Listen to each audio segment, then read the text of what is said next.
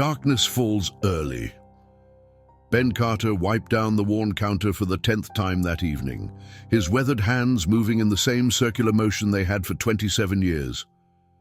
Through the fog-kissed windows of Carter's diner, the neon opened. Sign cast a lonely red glow across the empty parking lot, fighting against the sheets of merciless rain. 3 customers all night. 3. The register drawer barely had enough to cover tomorrow's deliveries. Ben's eyes drifted to the framed photo. Behind the counter, himself in desert fatigues, arms slung around his brother Mike, both smiling, both alive. The photo was yellowing now, just like the memories. "Closing in 20, he called out to nobody. His voice echoed across the empty booths, bouncing off the walls like a forgotten melody. The radio crackled with static before settling on an old country song that seemed to understand the hollow feeling in his chest. That's when Ben saw him, a silhouette against the stormy darkness, a man standing motionless in the downpour, shoulders hunched beneath a soaked jacket that had long ago surrendered to the elements. Even through the rain-streaked glass, Ben recognized the military posture, the way the man stood at parade rest despite having nowhere to go. Something stirred in Ben's chest, something from before the diner, before the bills, before life had ground him down to survival mode. "To hell with it," Ben muttered, unlocking the door and pushing it open. The cold rain immediately assaulted his face as he called out, "Hey, you planning on drowning out here or what?" The man turned slowly, revealing a gaunt face partially hidden by a matted beard. His eyes, clear blue despite everything else, held a dignity that transcended his circumstances. "Diner's closed," the man replied, his voice rough but measured. "Not yet, it isn't," Ben said, holding the door wider. "Coffee's still hot. Got some meatloaf that'll just go to waste otherwise." The man hesitated, rain streaming down his face. "I can't." "Didn't ask if you could," Ben interrupted. "Asked if you're coming in out of this damn rain." Their eyes met. 2 soldiers recognizing each other without a word. One battle-weary soul acknowledging another. Sometimes kindness isn't grand gestures. Sometimes it's just holding a door open when the world has closed every other one. The bell above the door jingled weakly as Ben ushered Jack inside, the storm howling like wounded artillery behind them. Water cascaded from Jack's threadbare jacket, pooling on the checkered floor in dark puddles that mirrored the shadows beneath his eyes. "Got a clean towel in the back?" Ben said, his voice deliberately casual, measured like a man approaching a skittish animal. "Sit anywhere you like." Jack chose the booth farthest from the windows, his back to the wall, eyes constantly scanning. A soldier's habit that never dies. His fingers drummed an anxious rhythm on the laminated tabletop, calloused hands bearing the map of battles Ben could only imagine. The meatloaf steamed as Ben set it down, the plate clinking against the table. "Nothing fancy, but it's hot," Jack nodded, a barely perceptible movement, before picking up the fork with mechanical precision. He ate methodically, each bite carefully measured, eyes never leaving the door. The only sounds between them were the rain's persistent drumming and the occasional rumble of distant thunder. Ben busied himself behind the counter, stealing glances at his silent guest. The man's posture told stories, his lips refused to share. Shoulders rigid with memories, neck tight with vigilance, eyes haunted by ghosts that followed him from whatever battlefield had claimed his peace. "Served?" Ben finally asked, nodding toward Jack's military-issue boots, worn but still polished despite everything else. "3rd Battalion, 5th Marines," Jack replied, the words escaping like prisoners breaking free before silence reclaimed him. Ben nodded, recognition passing between them, a language only those who'd worn the uniform understood.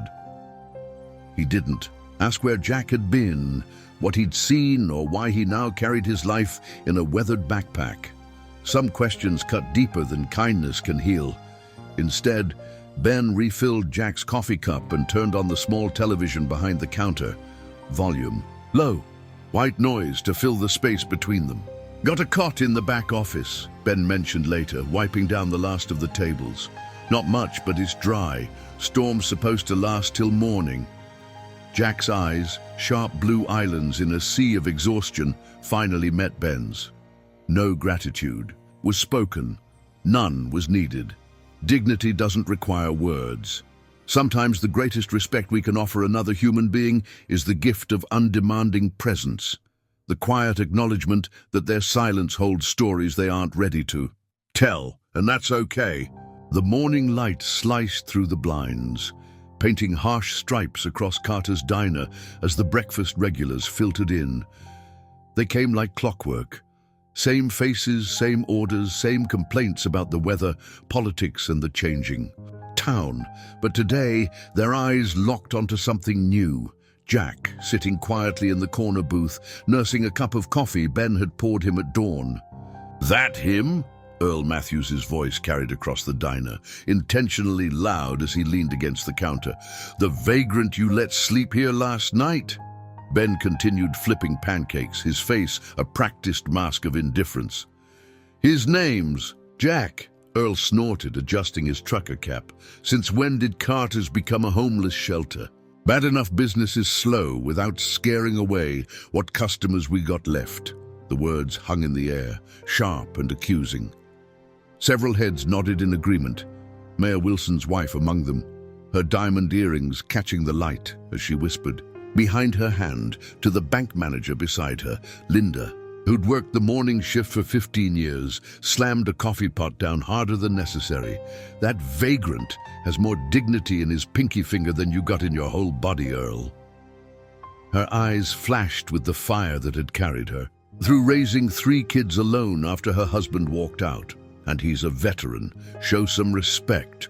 "Veteran or not," Carol Jenkins chimed in, her voice pinched with disapproval. "There are proper channels, proper places. What's next, Ben? Turning the storage room into a soup kitchen?"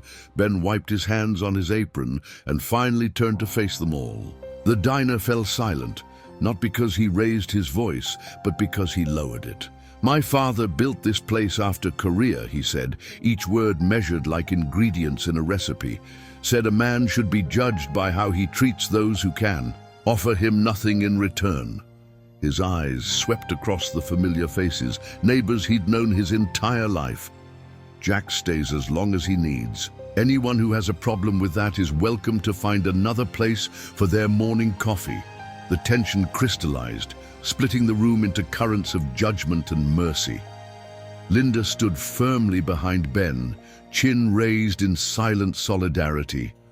Others shifted uncomfortably, averting their eyes from both Ben and the silent figure in the corner booth. Jack himself never turned around, his back straight as a flagpole. But his shoulders, once rigid with alertness, had softened almost imperceptibly. Sometimes being defended is the first step toward remembering your own worth. 3 a.m. came with the gentle hum of the refrigerator and the occasional passing headlights that swept across the ceiling of Ben's small office.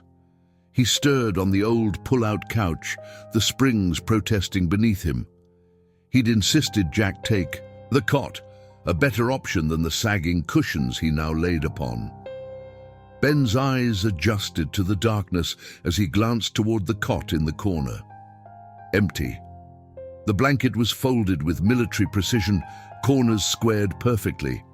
Not a wrinkle to be found. Jack's presence had been erased, as if he'd never existed at all. The office door stood slightly ajar, a sliver of darkness beckoning from the main dining room. Ben rose, his joints complaining after years of standing on hard diner floors. He moved, silently through the doorway, scanning the shadowed booths and tables. "Jack?" His whisper fell flat against the empty chairs. The diner held that distinct stillness of a space recently vacated, the air still disturbed by movement, but the warmth of human presence fading quickly. Ben's hand found the light switch and the fluorescence flickered reluctantly to life, revealing what he already knew. Jack was gone. Ben's eyes traveled across the counter, spotting it immediately. A paper napkin, folded into a perfect triangle, propped against the salt shaker. Beneath it, 2 quarters and a dime glistened under the harsh lights, payment for a coffee Jack hadn't taken. With careful fingers, Ben unfolded the napkin. 7 words were written in precise handwriting, the letters formed with the deliberate care of someone unaccustomed to expressing gratitude. Thank you for treating me like a human. No signature, no goodbye. No explanation of where he might be headed in the dead of night with the storm still pattering against the windows. Ben stood motionless, the napkin light in his hand, but heavy with meaning. It wasn't the first time someone had passed through his life like a ship in the night, leaving only ripples to prove they'd been there at all. The military taught you that. How to appear and disappear, how to carry your home on your back, how to leave before attachment made departure harder. Dawn was still hours away as Ben refolded the napkin and slipped it into his shirt pocket, in close to his heart. Some mysteries weren't meant to be solved, some travelers weren't meant to be held, and some kindnesses were never about the gratitude they might return. Outside, the rain continued its gentle rhythm, washing away any footprints Jack might have left behind. Red letters screamed from the stack of envelopes spread across Ben's kitchen table. Final notice, past due, payment required immediately.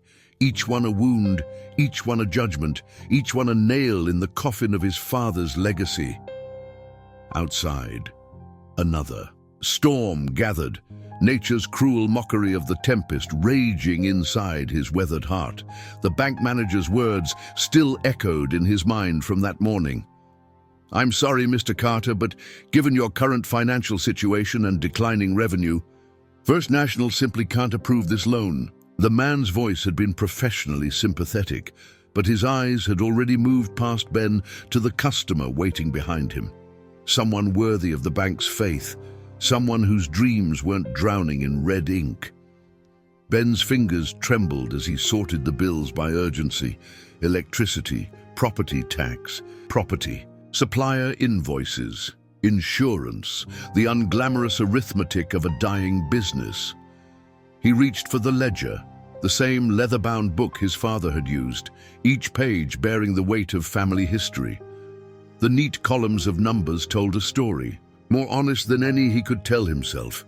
6 months of losses, customer counts dropping like leaves in autumn. The highway renovation that diverted traffic away from Carter's diner might as well have been a dam, stopping the flow of hungry travelers who once filled his booths. 3 decades of 4 a.m. alarms. 3 decades of brewing coffee before sunrise. 3 decades of knowing regulars' orders before they opened their mouths, all of it dissolving like sugar in hot water. The kitchen clock ticked mercilessly forward as Ben calculated and recalculated, stretching dollars like rubber bands that were bound to snap. Even if he cut Linda's hours, the thought made his stomach clench. Even if he worked open to close alone, even if he scaled back the menu and raised prices, the math remained stubbornly, brutally clear. 1 month, maybe 6 weeks if he dipped, into what little remained of his retirement fund. Thunder rolled across the sky as Ben closed the ledger. His father's voice seemed to whisper from the worn pages. A man provides, a man perseveres, a man doesn't quit. But his father had never faced an empty diner, never watched as chain restaurants with their bright lights and corporate backing sprouted like weeds along the new highway, never felt the particular shame of failing at something he'd been taught to believe was as solid as the ground beneath his feet. Ben's eyes drifted to the napkin on his nightstand. 7 words in a stranger's handwriting. The only thank you he'd received in weeks. Sometimes even the strongest foundations crumble beneath the weight of changing times. Black steel glinted in the morning sunlight, foreign and imposing against the weathered pavement of Carter's diner parking lot. The stretch limousine appeared like a mirage, sleek, silent and completely out of place among the dusty pickups and practical sedans that usually occupied the cracked asphalt. Inside, conversation died mid-sentence. Forks paused halfway to mouths. Coffee cups hovered in suspended animation as every pair of eyes tracked the vehicle through the smudged windows. "Would you look at that?" Earl whispered, his usual booming voice suddenly hushed with reverence. Someone important must have taken a wrong turn off the highway. Linda stopped mid-pour, coffee streaming dangerously close to the rim of Mayor Wilson's wife's cup. "In all my years," she breathed, unable to finish the thought. The driver emerged. First, tall, broad-shouldered, with the disciplined posture of military or law enforcement. He surveyed the humble diner with expressionless efficiency before opening the rear passenger door. Two men stepped out, adjusting their tailored suits. One silver-haired with the confident bearing of authority, the other younger but equally imposing. Ben stood frozen at the grill, spatula suspended above sizzling hash browns, a strange knot forming in his stomach. In his 27 years of operating Carter's Diner, he'd never once served anyone who arrived in a vehicle worth more than his entire business. The bell above the door chimed with unusual significance as the men entered, bringing with them the scent of expensive cologne and power. The younger man's eyes scanned the room with calculated precision before nodding slightly to his companion. "We're looking for Benjamin Carter," the silver-haired man announced, his voice carrying an accent difficult to place. Perhaps New England, perhaps something more foreign. His eyes, sharp as winter ice, settled on Ben's apron and the name tag pinned to it. Time seemed to stretch like taffy as Ben wiped his hands on his apron and stepped around the counter. The entire diner held its collective breath, theories already, forming in hushed whispers. Tax collectors, health inspectors, corporate scouts looking to buy the land. "I'm Ben Carter," he said, his voice steadier than he felt. The silver-haired man's expression remained unreadable as he extended his hand. "Mr. Carter, my name is Alexander Montgomery. My associate and I would appreciate a moment of your time." His eyes flickered to the office door. In private, sometimes fate arrives unannounced, dressed in Italian leather shoes and carrying secrets that can rewrite the ending of a story you thought was already written. The leather seats of the limousine seemed to swallow sound itself, creating a vacuum of quiet luxury that made Ben's worn jeans and flour-dusted apron feel suddenly inappropriate. The air inside was cool and crisp, scented faintly with leather, and something else, an expensive cologne that reminded him of cedar and smoke. Alexander Montgomery gestured toward the rear-facing seat. "He's waiting for you, Mr. Carter." Ben's eyes adjusted to the dimmer interior as he settled onto the edge of the seat, his calloused hands awkward and uncertain in his lap. Across from him sat a man partially shadowed, his silhouette sharp against the tinted window. Perfectly tailored navy suit, a silk tie the color of midnight, polished shoes that reflected light like mirrors, distinguished silver at his temples contrasted with dark, neatly trimmed hair. "Hello, Ben," the man said quietly. The voice struck. Ben-like physical force, both familiar and transformed. Gone was the roughness, the hesitation, but beneath the refinement lay the same measured cadence, the same careful selection of words. "Jack?" Ben leaned forward, disbelief clouding his features as he tried to reconcile the homeless veteran who'd sat in his corner booth with this commanding presence. A smile, small but genuine, crossed the man's face. "Jack Sullivan, though most people call me General Sullivan these days." He extended a hand, the same hand that had clutched a coffee mug 3 days ago, now adorned with a West Point class ring and the unmistakable confidence of authority.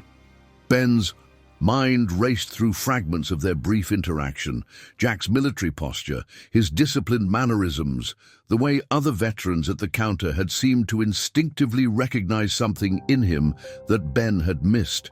"I don't understand," Ben managed, his voice barely above a whisper.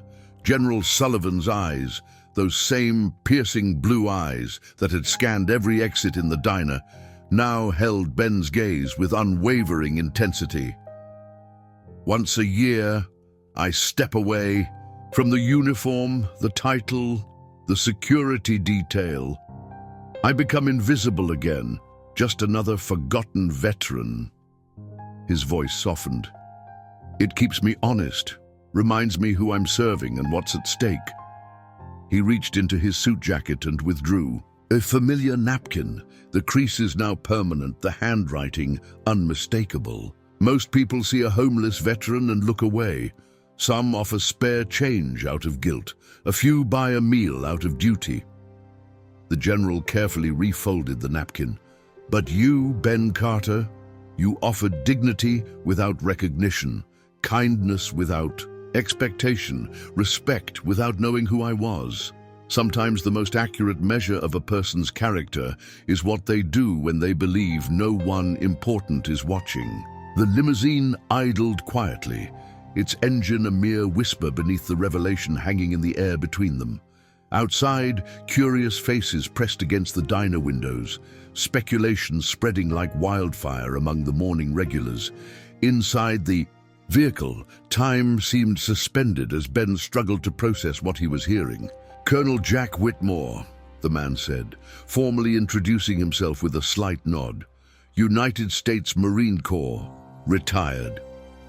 His fingers, now manicured instead of dirt-lined, straightened his already perfect tie with the precision of a man accustomed to inspection. "Colonel?" Ben echoed, his mind still grappling with the transformation before him. "But you said—" 3rd Battalion, 5th Marines, Jack finished with a hint of a smile. That part was true. 27 years of service before I hung up the uniform. His eyes, those same haunted blue eyes that had scanned the diner for threats, now held a clarity and purpose that had been deliberately concealed before. Jack reached for a leather portfolio beside him, opening it to reveal newspaper clippings, photographs, and documents. After retirement, I established the Whitmore Foundation. We fund veterans programs, housing initiatives, mental health services, resources I saw desperately needed during my command. His finger tapped a photograph of a homeless man huddled in a doorway. But throwing money at problems isn't enough if you don't understand them. Jack's voice took on an edge of intensity. "So, once a year, I disappear. No security detail, no credit cards, no identification. Just me, some worn clothes, and the reality millions of veterans face every day." Understanding dawned across Ben's features as the pieces clicked into place. "You were testing us." "Observing," Jack corrected gently. "Experiencing. Learning which communities offer compassion and which offer contempt. Where a veteran might find dignity and where they'll find only judgment." His expression softened. "In 3 years of doing this, your diner was the first place someone offered shelter without being asked." Jack closed the portfolio and leveled his gaze at Ben. "You didn't just feed a stranger, Ben. You defended him. Against your own customers, you gave up your bed without hesitation. You treated a man at his lowest with the same respect you'd give a man at his highest." The colonel extended his hand, the same hand that had once clutched a coffee mug with trembling fingers, now steady, with restored purpose. "You passed, a test you didn't know you were taking, given by someone you thought had nothing to offer in return. Sometimes the divine walks among us, disguised as those in need, testing not our resources, but the depth of our humanity."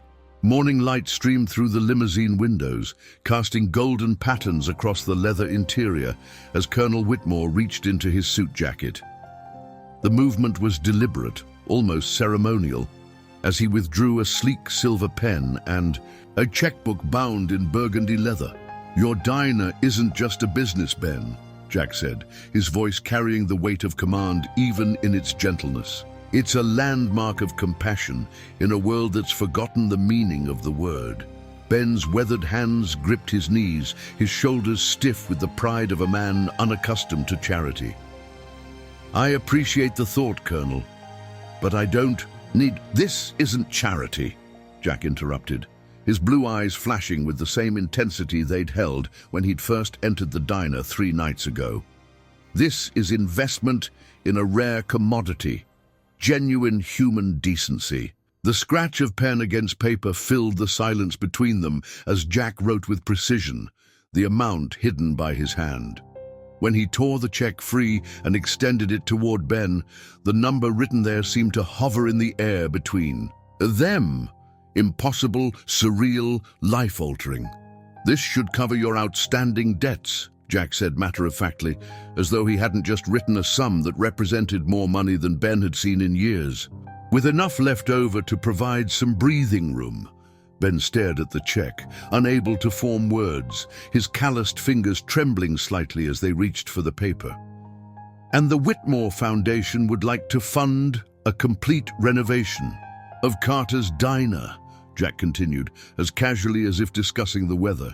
"New kitchen equipment, updated dining area, expanded veterans section." His eyes softened with something like affection. "Your father's legacy deserves to continue, and our veterans deserve a place where they're welcomed without judgment." The check in Ben's hand felt impossibly light for the weight it represented. The mortgage payments that had kept him awake at night, the supplier invoices marked in red, the staff wages he'd worried about meeting, all suddenly transformed. From burdens into memories.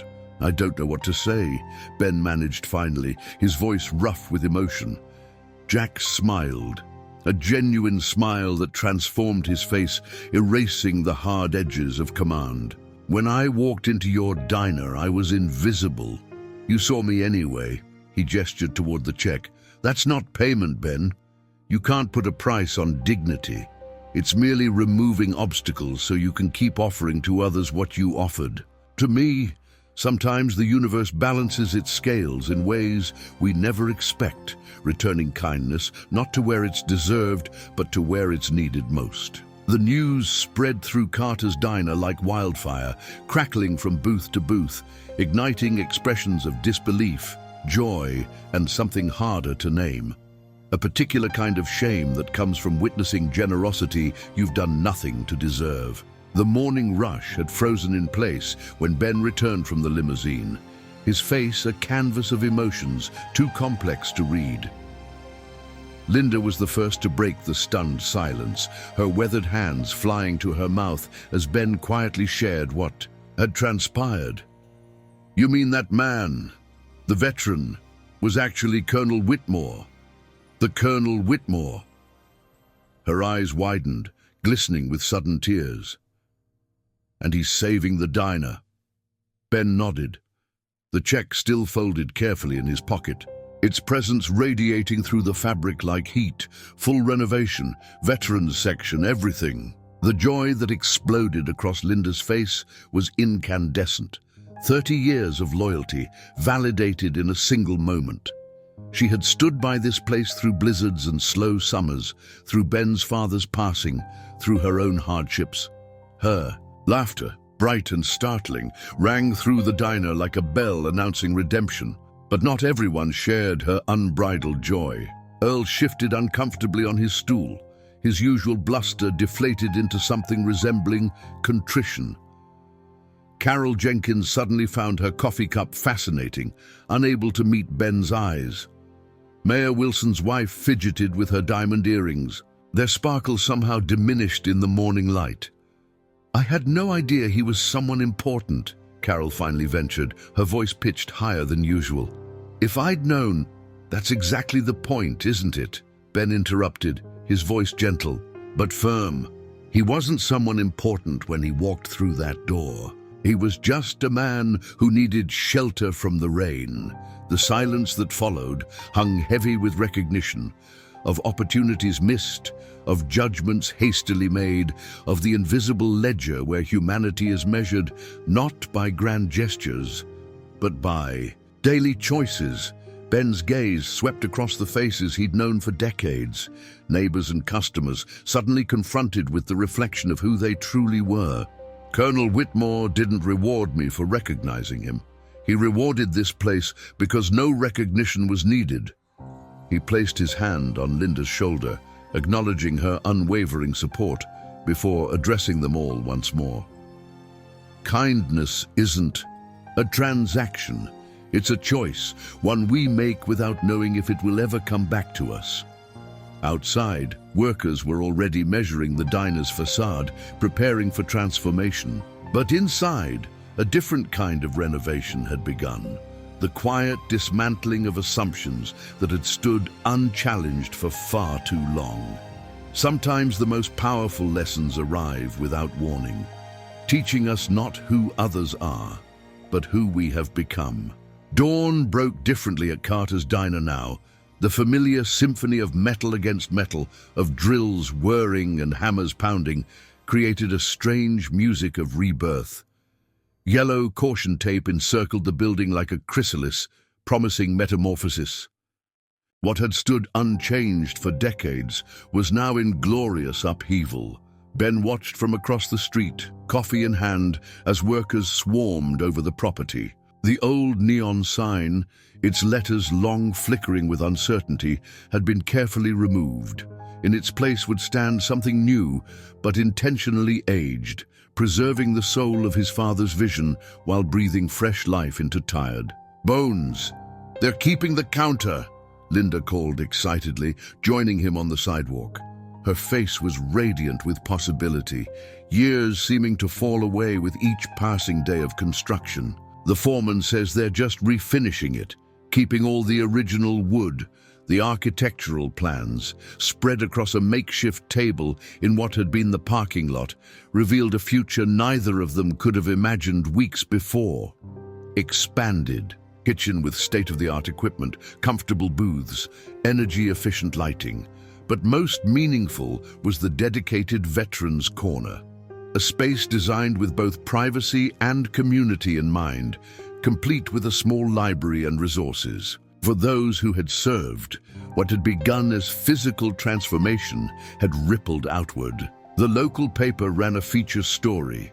Television crews arrived, capturing the moment a small-town diner became something more, a testament to unexpected grace.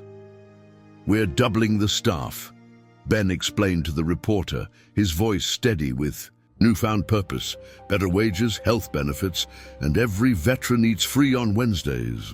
The words felt strange in his mouth, the language of abundance, after so many years of scarcity. The community that had once overlooked Carter's Diner now couldn't look away. Those who had judged Jack most harshly now volunteered their time. Earl organized a group to help with painting. Carol Jenkins arranged flower deliveries for reopening day. Mayor Wilson himself stopped by daily, watching with poorly disguised amazement as the forgotten cornerstone of Main Street reclaimed its rightful place in the town's identity.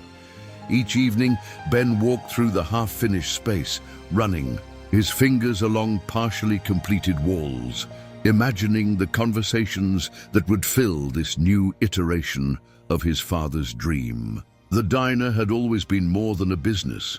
It had been a lighthouse for the weary, a respite for the hungry, a place where dignity came standard with every cup of coffee.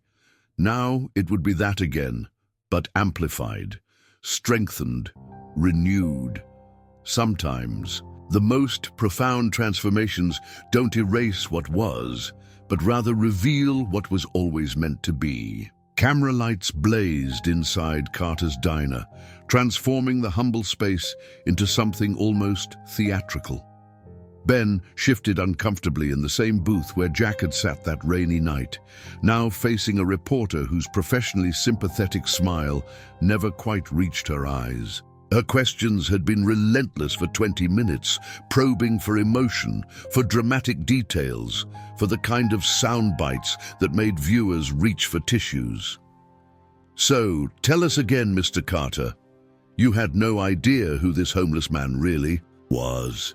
Her voice carried the practiced cadence of someone who had manufactured inspiration into a career. Ben's calloused hands fidgeted with his coffee cup. Fame sat on his shoulders like an ill-fitting coat, heavy and restrictive. "I just gave a man shelter from the rain," he answered, for what felt like the 100th time. Anyone would have done the same, but they hadn't. That was the story. that kept spreading, multiplying, growing with each retelling. What had begun as a local human interest piece had exploded across regional networks, then national outlets. "Diner owner's kindness sparks change," screamed headlines. Morning shows, called daily. A documentary crew had inquired about rights to his story.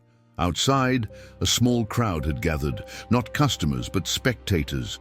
Phones raised to capture a glimpse of the man whose simple act of decency had somehow become extraordinary in a world starved for good news. Linda placed a protective hand on Ben's shoulder as she refilled his coffee. "Channel 7 is waiting outside," she whispered, "and the mayor wants you to speak at next week's community event." Ben nodded wearily, watching as the camera operator adjusted lighting for the next segment. His face had appeared on screens across the country. Strangers stopped him in the grocery store. Yesterday's mail had contained 3 marriage proposals and an offer for a book deal. "One last question, Mr. Carter," the reporter said, leaning forward with practiced intimacy. "What message do you hope people take from your story?" The cameras. Red light blinked expectantly. The boom mic hovered overhead.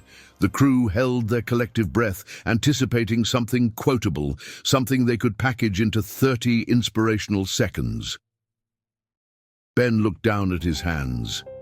The same hands that had offered coffee to a stranger, that had defended that stranger's dignity, that had never expected anything in return. When he finally spoke, his voice carried the simple truth that all the headlines had somehow missed.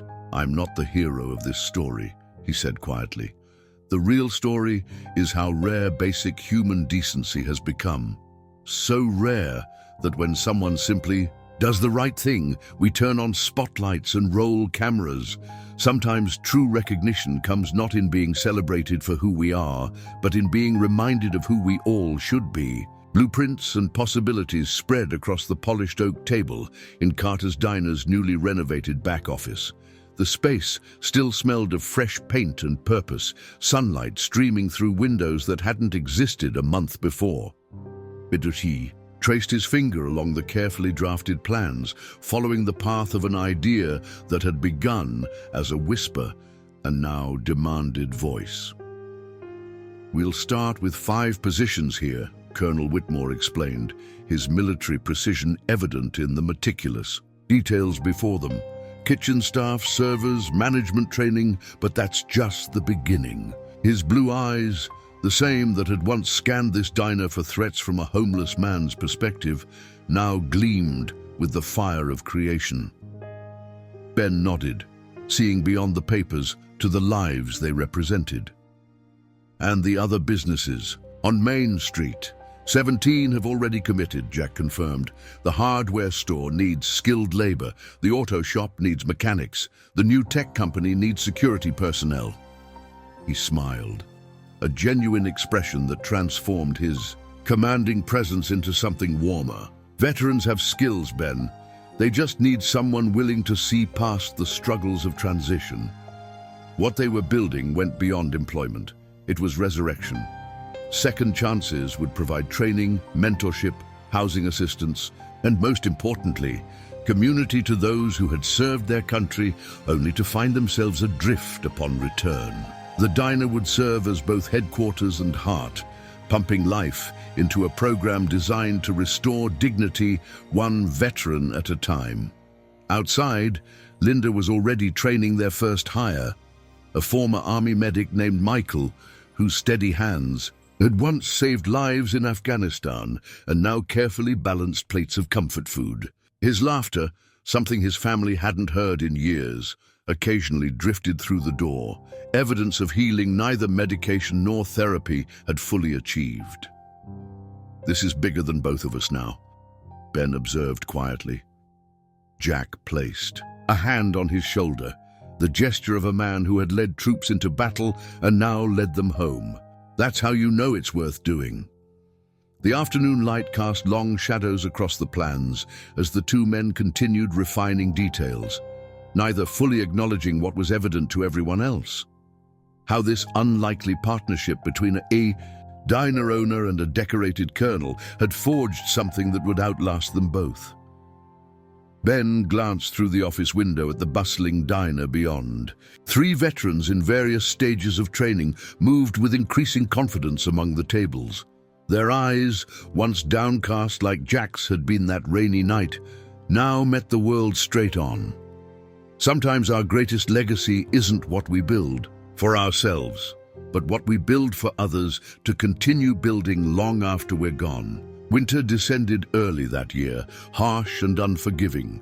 Frost patterns bloomed across Carter's diner windows like silver ferns, creating a crystalline barrier between the warmth inside and the bitterness beyond. The dinner rush had faded, leaving behind the comfortable hum of conversation and the lingering scent of apple pie, fresh from the oven. Ben wiped down the newly installed countertop, its polished surface reflecting the soft amber lighting overhead. 6 months since the renovation, and the diner had transformed in ways beyond mere aesthetics.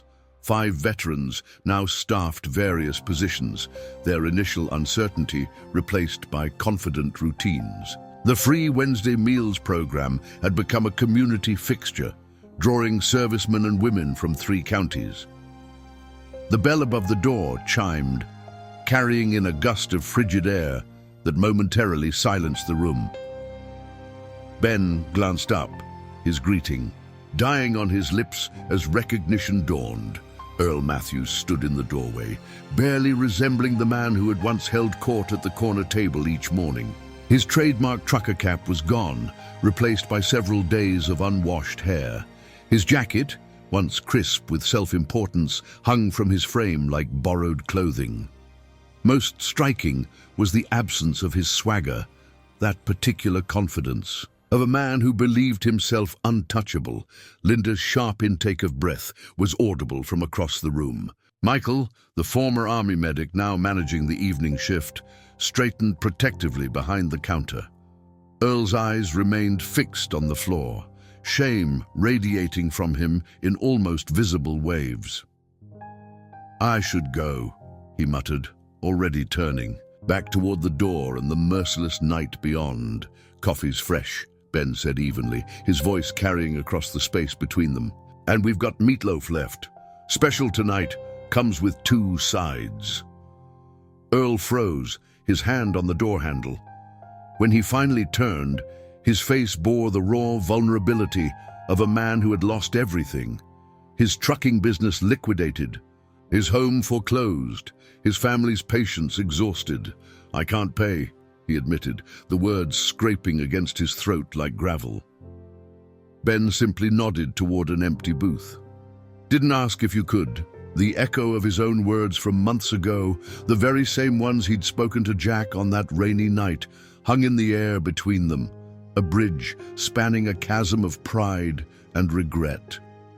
Earl's eyes finally met Ben's, recognition flickering there. Not just of Ben's words, but of their significance, of how the tables had turned, of how quickly security could dissolve into desperation.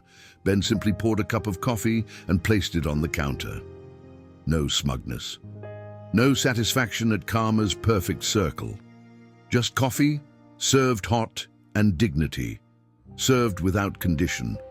Sometimes, life's most powerful lessons must be lived rather than learned, experienced rather than explained, with mercy becoming most meaningful when received from those we've shown none. Morning light pierced through the eastern windows of Carter's diner, catching the fresh coat of varnish on the wooden plaque Ben held in his weathered hands. He ran his fingers along the carved letters, each one shaped by Michael's steady hands during after hours, when the former medic had confessed that woodworking helped quiet the memories that sometimes still haunted him. "Perfect spot right here," Ben decided, positioning the sign above the newly designated Veterans Corner, where a photograph of his father in uniform now hung alongside Jack's service portrait. Linda nodded approvingly, holding the level while Ben marked the wall. The hammer's rhythm echoed through the empty diner, the steady heartbeat of purpose, of continuation, of something once broken finding new strength. When he finished, Ben stepped back, both of them falling silent as they read the words now permanently enshrined on the wall. Feed the soul first. Everything else will follow. Outside, the town was stirring to life. Earl, now 2 months sober, and working maintenance at the diner while living in one of the Second Chances program's apartments, swept the sidewalk with methodical care. Through the windows, Ben could see 2 more veterans arriving early for their shifts, their postures straighter than when they'd first walked through his door. "Your father would be proud," Linda said softly, her hand finding Ben's shoulder, the same gesture of solidarity she'd offered through decades of early mornings and late nights. Ben nodded, unable to speak past the sudden tightness in his throat. What had begun with a simple cup of coffee on a rainy night had cascaded into something neither he nor Jack could have engineered alone. A ripple effect of dignity restored, of lives redirected, of community reawakened. The front door opened as Colonel Whitmore arrived for their weekly program meeting, his military punctuality unchanged despite his growing comfort with the diner's more relaxed atmosphere. His eyes immediately found the new sign, a smile of recognition warming his usually composed features. "It's perfect," Jack said, extending his hand to Ben, no longer the formal handshake of their early acquaintance, but the grip of true friendship forged through shared purpose. Around them, the diner hummed with preparation for another day, coffee brewing, grills heating, lives rebuilding. What had once been just a business fighting to survive had transformed into something far more vital, a sanctuary where brokenness was met with belonging, where judgment surrendered to understanding, where second chances weren't just given, but multiplied. Sometimes the most powerful movements begin not with grand declarations or elaborate plans, but with the simplest of human gestures. A door held open, a meal offered freely, dignity extended without condition. One moment of compassion, sparking a flame that illuminates paths once shrouded in darkness.